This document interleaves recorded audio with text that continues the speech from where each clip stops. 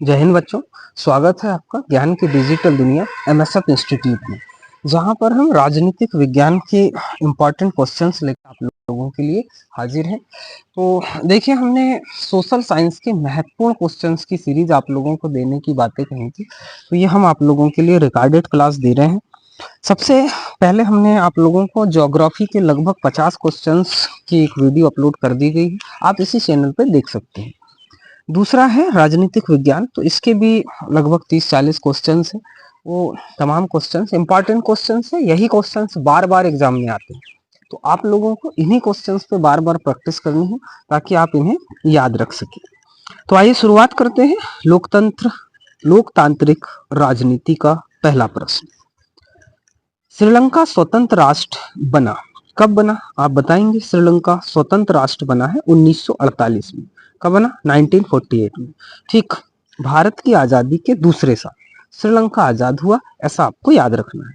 अगला क्वेश्चन देखिए, बेल्जियम की राजधानी है ब्रुसेल्स।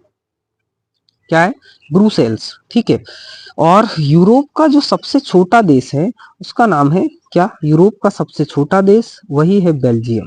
यूरोप का सबसे छोटा देश क्या है? बेल्जियम है। ठीक है, तो ये तीनों बातें याद रखें आप।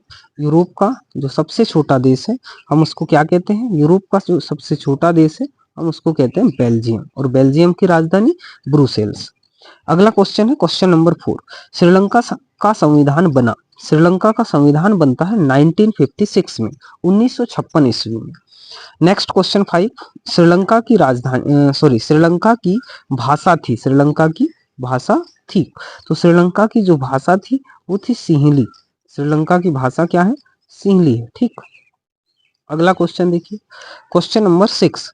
श्रीलंका में गृह युद्ध की समाप्ति हुई। तो श्रीलंका में गृह युद्ध की समाप्ति कब होती है? श्रीलंका में गृह युद्ध की समाप्ति होती है 2009 में।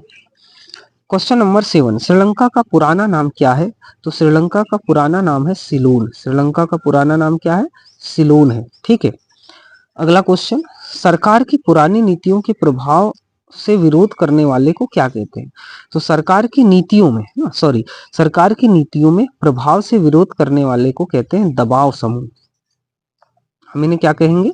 दबाव समूह। ठीक, अगला क्वेश्चन देखिए क्वेश्चन नंबर 9। क्वेश्चन नंबर 9 है, श्रीलंका में शासन व्यवस्था है। तो श्रीलंका में शासन व्यवस्था कैसी है? एकात्मक शासन व्यवस्था है। क्वेश्चन नंबर 10, जब दो या दो से अधिक दल मिलकर सरकार बनाते हैं तो हम उसे क्या कहते हैं?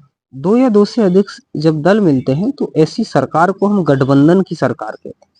ठीक, जैसे भारत में एक से अधिक दल मिलकर के सरकार बना रहे हैं, हम इसको क्या कहेंगे? गठबंधन की सरकार। ठीक है, गठबंधन सरकार। क्वेश्चन नंबर 11, राज्य पुनर्गठन आयोग की स्थापना कब होती है? राज्य पुनर्गठन आयोग की स्थापना होती है 1 नवंबर 1956 को, और 1 नवंबर 1956 को ही हम बात करें तो मध्य प्रदेश की जो स्थापना है वो की जाती है, इसलिए 1 नवंबर को मध्य प्रदेश दिवस हम मनाते हैं। ठीक, अगला क्वेश्चन देखिए, भारतीय संविधान में भाषा कितनी है? भारतीय संविधान में 22 भाषाएं। कितनी है?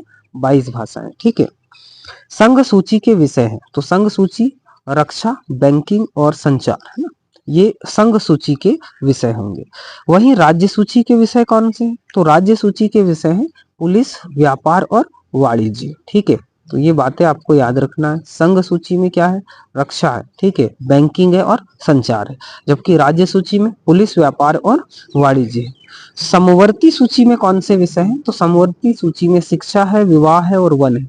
ठीक है, शिक्षा, विवाह और वन, मतलब शिक्षा के लिए, विवाह के लिए और वन के लिए जो कानून है वो राज्य सरकार और केंद्र सरकार दोनों सरकार बना सकती है।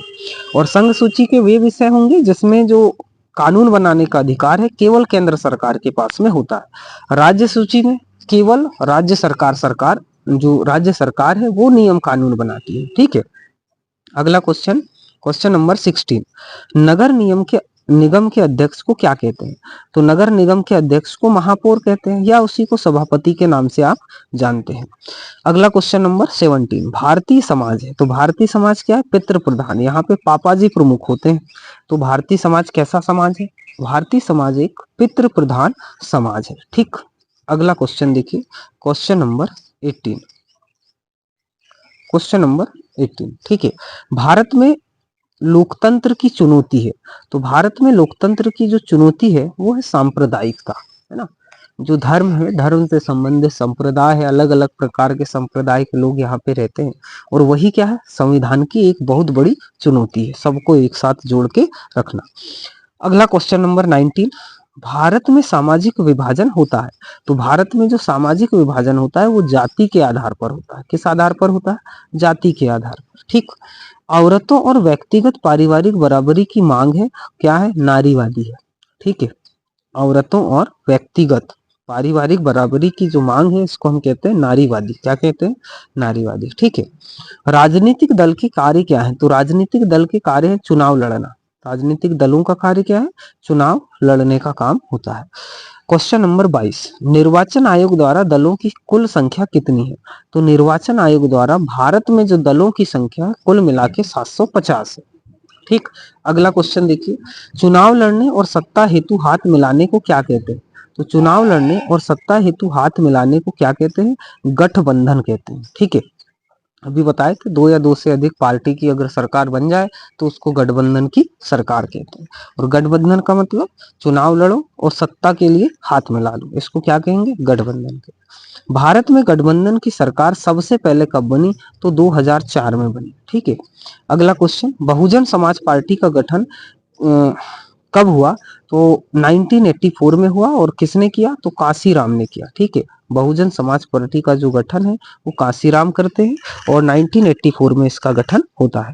जबकि इंडियन नेशनल कांग्रेस है ना, सबसे पुरानी पार्टी, इंडियन नेशनल कांग्रेस का गठन कब होता है? 1985 में होता है, 1985 में, ठीक है।